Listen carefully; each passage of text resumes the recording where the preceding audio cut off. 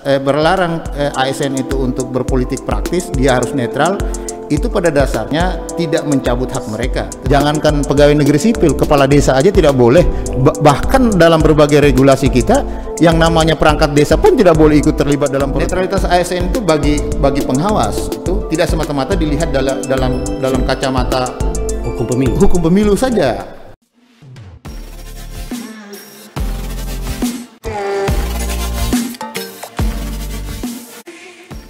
Wabarakatuh. Waalaikumsalam. Sahabat Bawaslu dimanapun sahabat berada, pada siang hari ini kita akan melaksanakan podcast Panwasli Provinsi Aceh. Bersama kita sekarang kita kedatangan narasumber dari Bawaslu RI, Bapak Dr. Bakhtiar Bantaing, yang hari ini kita akan mendiskusikan bincang-bincang santai, Bang, terkait dengan netralitas ASN. Sahabat Bawaslu yang kami hormati, ya, kita ketahui bahwa sekarang ini kita akan menghadapi tahapan awal, yaitu verifikasi partai politik untuk pemilu tahun 2024. Nah, salah satu hal yang menjadi fokus pengawasan Bawaslu adalah yang terkait dengan netralitas ASN. Bang, mungkin Abang bisa pertama menjelaskan sebenarnya apa sih yang dimaksud dengan netralitas ASN dalam kaitannya penyelenggaraan pemilu? Ya, banyak yang sudah mengajak saya untuk kita berdiskusi dalam acara podcast ini. Memang harus diakui salah satu persoalan yang kerap kali muncul dari pemilu ke pemilu maupun dari pemilihan ke pemilihan itu yang terkait dengan dugaan pelanggaran netralitas ASN. Dan netral ASN ini dia menjadi semacam annual event yang setiap pemilu itu muncul, setiap pilkada itu muncul. Pelanggaran netral ASN ini masih saja terjadi, bahkan dalam tingkat yang, ya, ada beberapa data yang menunjukkan ini pada tingkat yang mengkhawatirkan. Ya. Walaupun sudah banyak peraturan yang memberikan batasan bagi ASN itu untuk bersikap netral dalam sebuah kontestasi politik, meskipun juga sudah dibicarakan dari diskusi-diskusi, dari seminar, dari diseminasi ke diseminasi, tetap aja yang namanya pelanggaran netralitas itu tetap aja terjadi.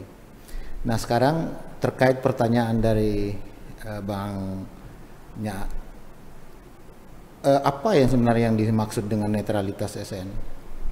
Netralitas ASN itu sederhananya setiap pegawai ASN itu tidak berpihak dan juga tidak memihak. Dia harus dibebaskan dari segala pengaruh-pengaruh tersebut dan dia hanya mengabdi kepada kepentingan rakyat, karena dia ini adalah mereka ini representasi negara yang memberikan layanan publik. Dapat dibayangkan kalau mereka ikut terlibat dalam sebuah pertarungan politik, justru nanti akan menyebabkan ruginya bagi masyarakat. Maka oleh karena itu dalam tataran kebijakan politiknya mereka ini harus dinetralkan, walaupun mereka itu tetap memiliki hak politiknya. Saya kira itu, Bang. Lalu bentuk-bentuk atau perilaku ASN itu bisa dikategorikan dia tidak netral itu dalam pemilu bagaimana, Bang? Ya, contohnya, Bang. Kalau kita perhatikan sebenarnya dalam berbagai regulasi sudah memberikan batasan-batasan kepada ASN untuk tidak berpihak kepada politik, tidak ikut dalam kegiatan politik praktis. Makanya karena mereka ini adalah bagian dari unsur negara yang mengabdi kepada kepentingan publik, maka ada beberapa larangan-larangan yang pada dasarnya tidak dibolehkan bagi mereka untuk ikut terlibat dalam sebuah politik praktis. Jadi misalnya larangan-larangannya itu dia terlibat dalam kegiatan kampanye yang mendukung salah satu pasangan calon, atau mendukung anggota legislatif tertentu, atau juga ada larangan mereka untuk menggunakan fasilitas-fasilitas negara, kemudian membuat keputusan. Yang paling penting ini adalah membuat keputusan keputusan atau tindakan yang itu menguntungkan atau merugikan salah satu pasangan calon. Kemudian mereka juga itu tidak boleh mengadakan kegiatan yang mengarah kepada keberpihakan. Jadi pada prinsipnya bentuk-bentuk kegiatan ini sebagai larangan bagi ASN, sehingga mereka tetap saja harus menjaga netralitasnya mereka. Mereka hanya mengabdi pada kepentingan publik, tidak boleh melakukan, bahkan yang lebih ekstrim, mereka tidak boleh melakukan pendekatan dengan partai politik, karena mereka memang habitusnya itu dilarang untuk memihak, apalagi dilarang untuk berpihak, ya kan? Bahkan larang juga untuk mengikuti deklarasi pasangan calon tertentu, tidak boleh juga berfoto,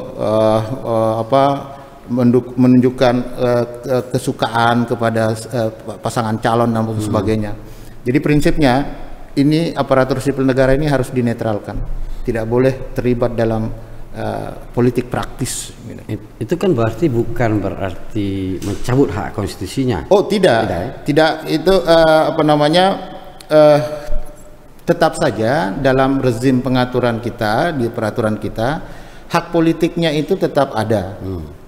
Tidak ada undang-undang yang mencabut hak politik itu. Berbeda dengan TNI. TNI itu memang pada dasarnya dilarang untuk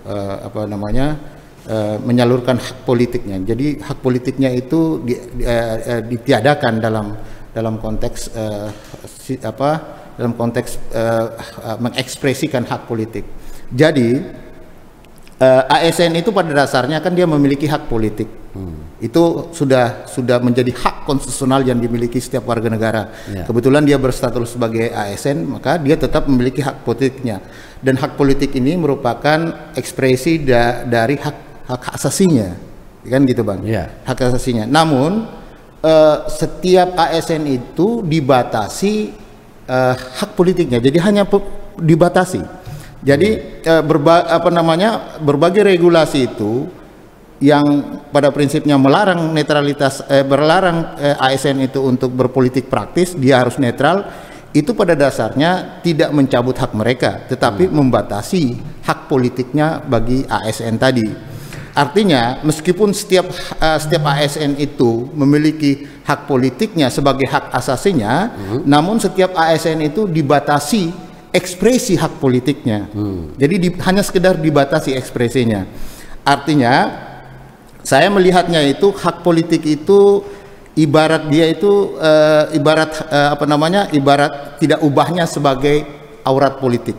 Jadi hak politik ASN itu tidak ubahnya sebagai aurat politik, aurat politiknya ASN.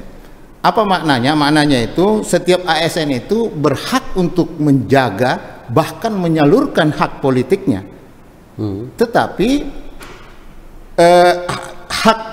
pada saat yang sama ASN itu tidak boleh mengumbar hak politiknya itu pada sembarang tempat. Jadi dia hanya boleh mengekspresikan hak politiknya itu pada tempat-tempat tertentu. Tidak boleh mengumbar, karena tadi ini aurat, yang namanya aurat ya kan, hanya pihak-pihak tertentu yang boleh lihat, ya kan. Nah, oleh karena itu saya menganalogikan hak politik ASN itu ibarat dia itu aurat politik. Dia boleh menyalurkan hak politiknya, bahkan dia boleh menjaga sekuat tenaganya untuk tidak mengumbar aurat politiknya di sembarang tempat.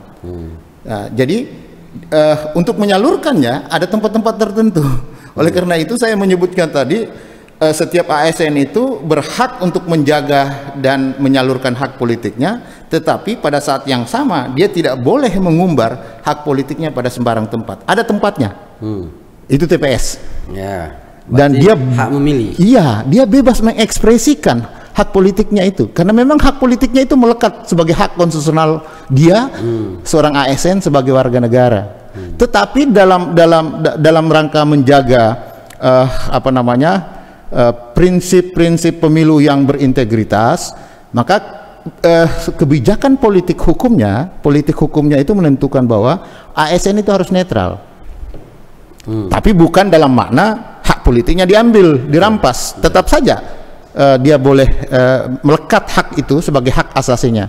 Tetapi tidak boleh kemudian mengumbarnya kepada sembarang tempat. Gitu Bang, pemaknanya harus dilihat dari perspektif yang demikian Bang.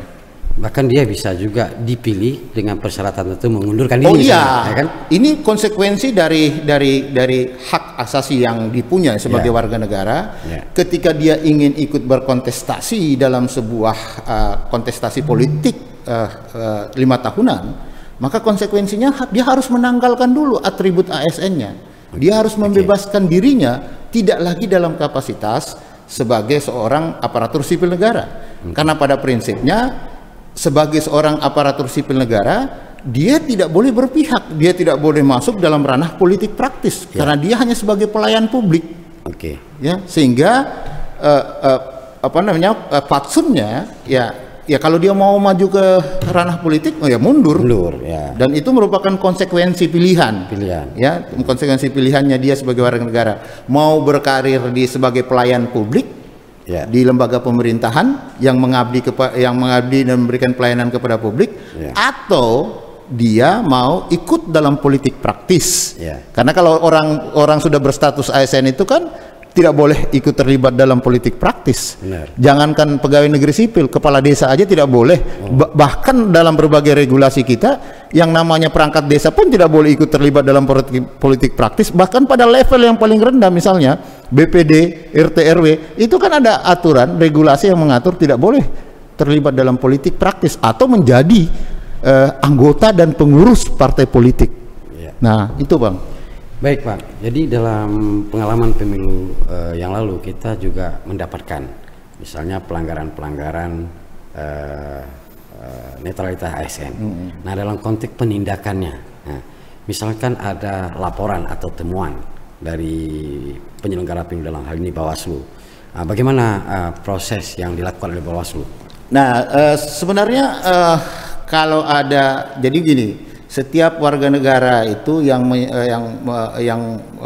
menyaksikan bahwa ada PNS yang tidak netral, maka bisa melaporkan kepada Bawaslu, karena satu-satunya lembaga yang berwenang untuk mengawasi dan memberikan punishment terhadap ketidaknetralan itu salah satunya adalah Bawaslu. Tapi konteks Bawaslu ini dalam rangka menjaga norma-norma kepemiluan atau norma-norma pemilihan.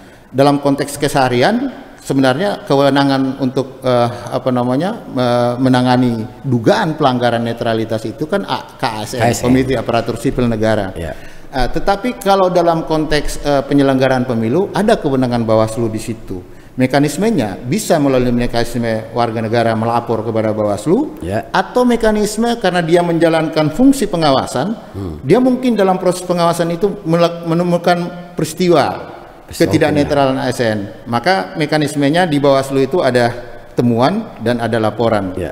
Nah, tetapi untuk sampai ke sana, saya ingin menjelaskan sesungguhnya pemaknaan kita terhadap netralitas ASN itu kalau kita lihat dari sisi politik hukum yang berkenaan dengan netralitas ASN itu harus dilihat dari dua perspektif hukum.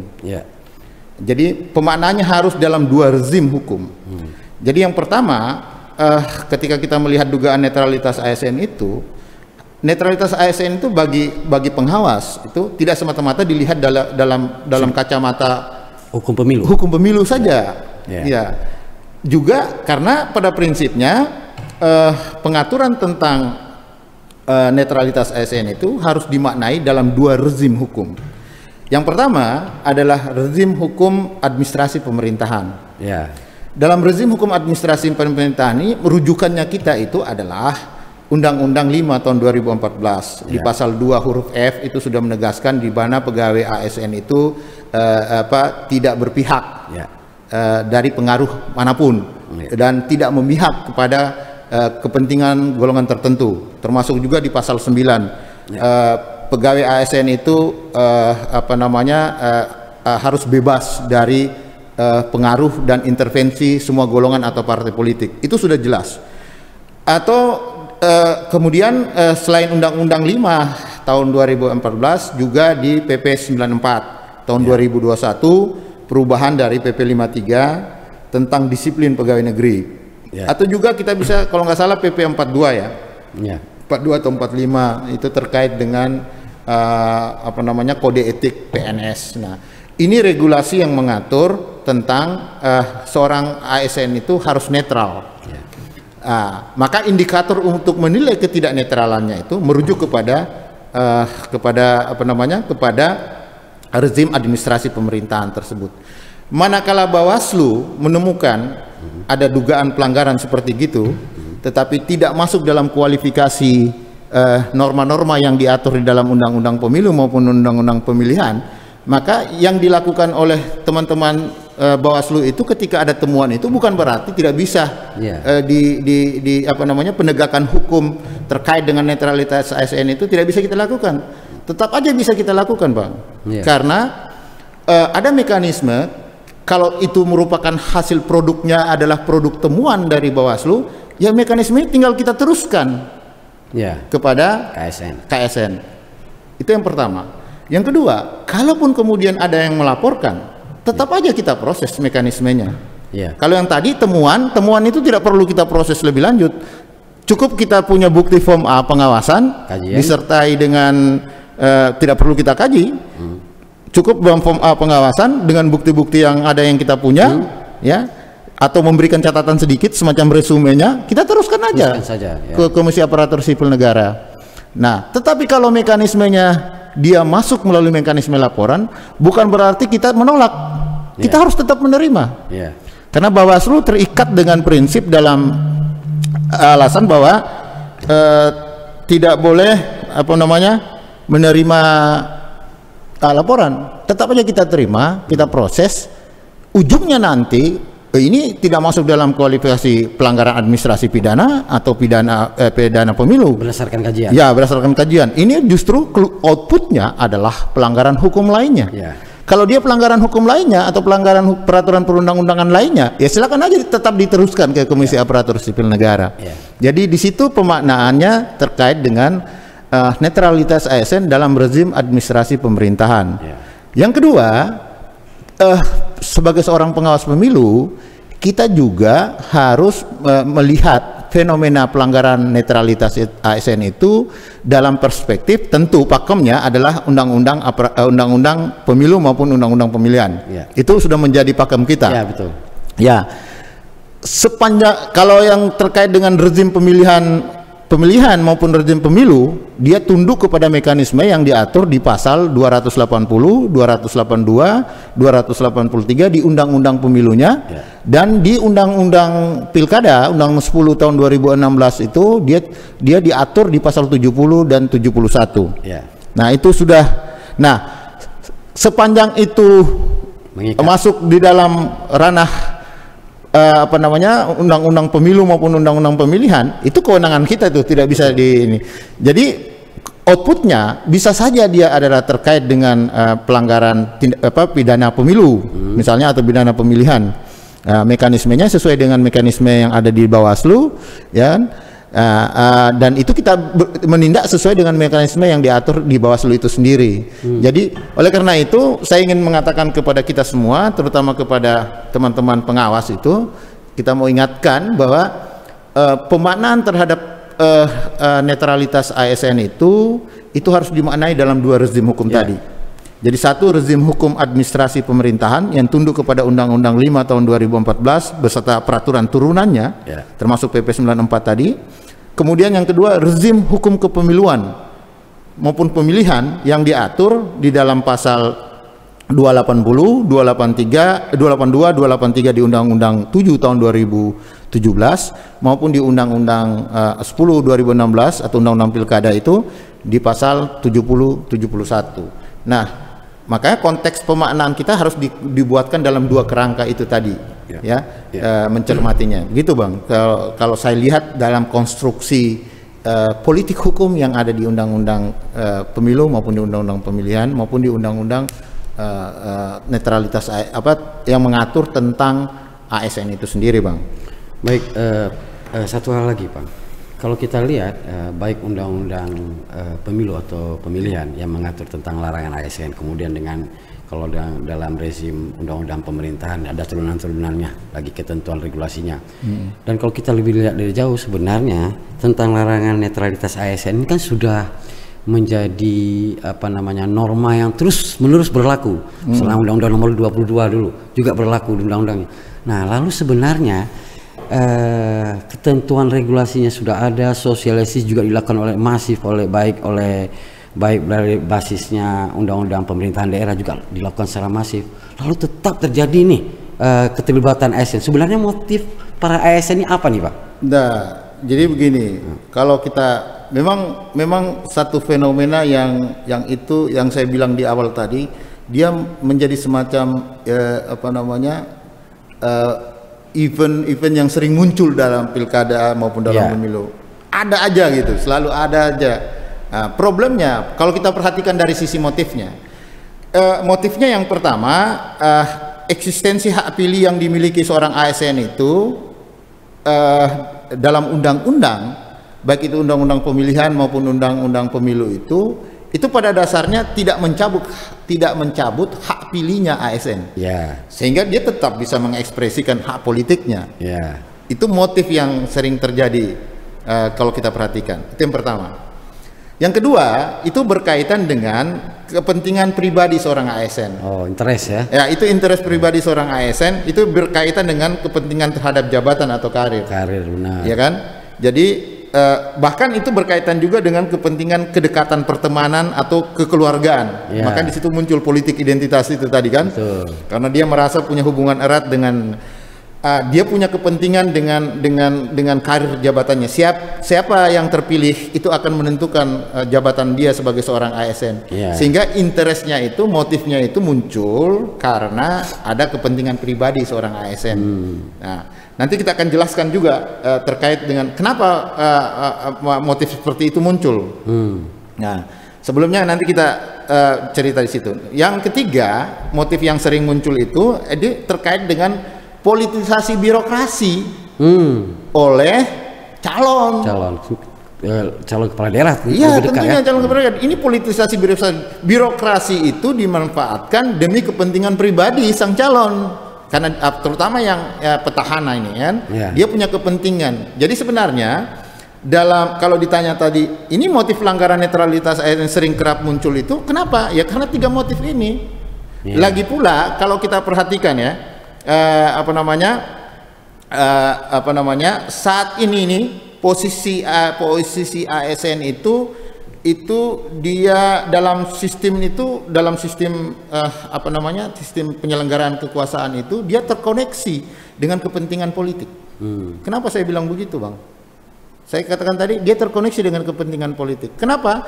Karena di dalamnya itu ada hubungan yang sinergis antara calon kepala daerah atau kepala daerahnya, calon presiden, ya, dengan jabatan-jabatan yang ada di pemerintahan daerah itu. Karena ASN ini adalah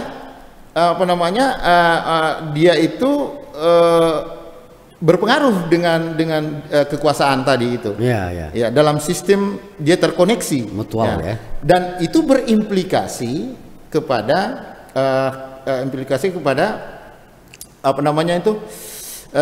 pada jabatan karir dari seorang ASN. Karena kan jabatan karir seorang ASN itu kan ditentukan oleh siapa menjadi kepala daerahnya. Ya kan? Itu udah rahasia umum tuh. Nah, itu kemudian menyebabkan ketidaknetralan PNS.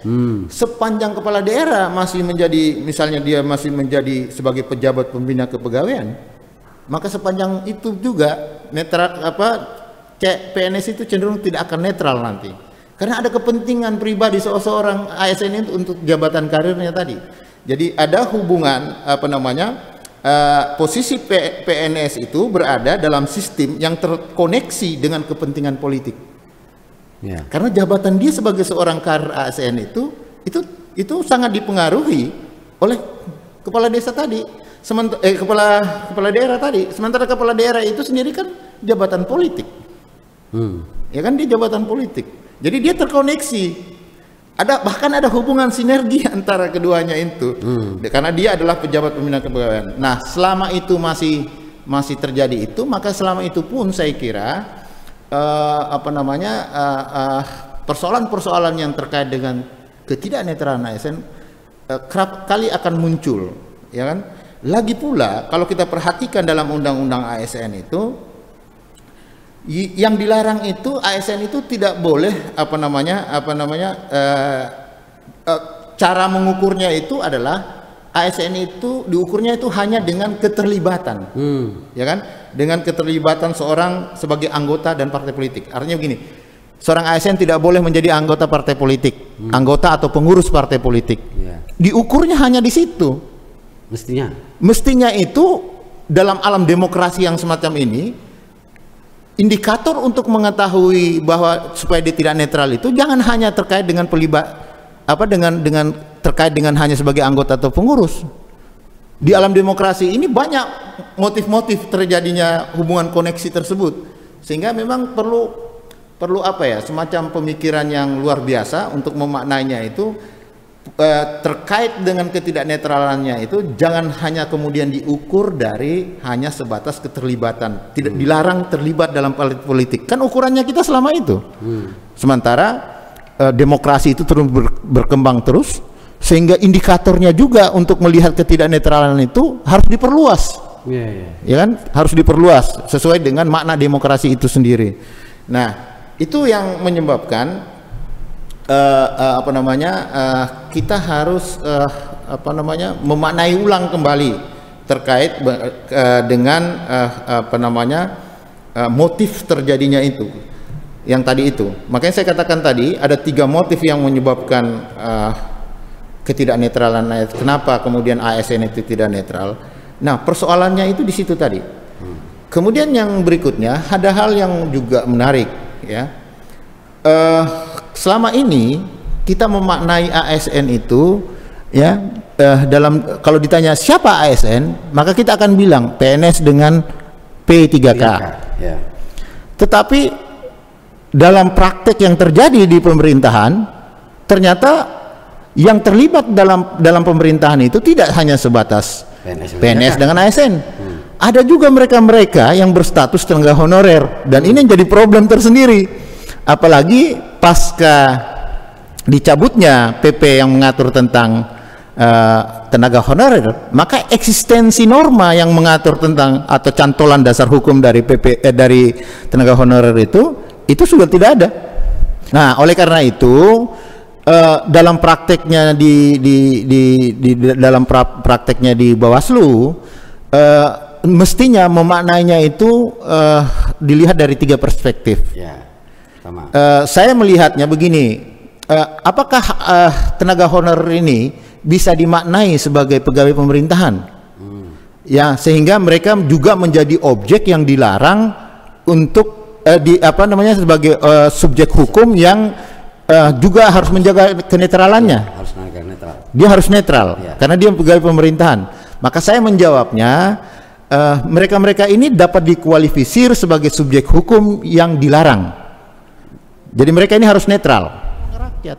Oleh karena itu, dengan menggunakan 3 kriteria ini, maka mereka ini bisa digolongkan sebagai pegawai pemerintahan yang itu harus dibebaskan dari pengaruh-pengaruh politik praktis.